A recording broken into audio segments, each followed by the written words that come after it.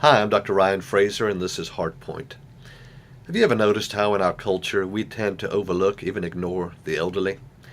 Indeed, we live in a society that tends to worship youthfulness, really to our own detriment and our own loss.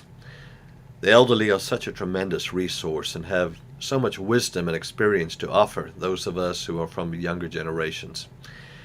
Today's challenge in my series 10 Ways to Demonstrate His Heart, My Hands, is number 6, and it is this: take time for the elderly.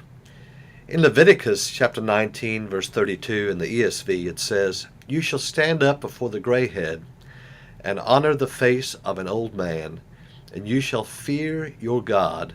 I am the Lord."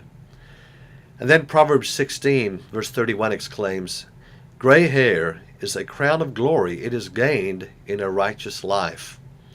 A little later in Proverbs 20:29, the wise man states, "The glory of young men is their strength, but the splendor of old men is their gray hair."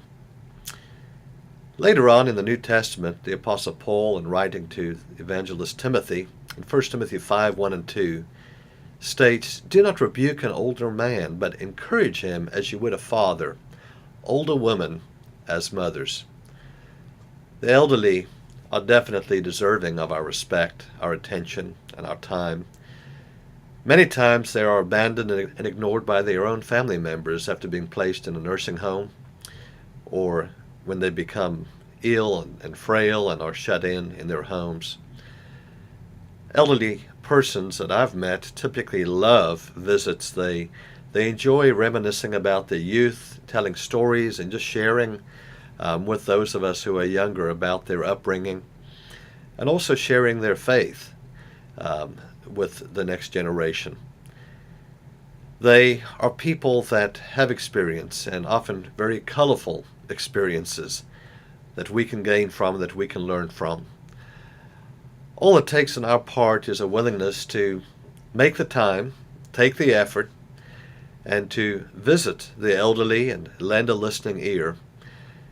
Seek out opportunities to visit elderly persons in your community, in your congregation, and even those from your own extended family.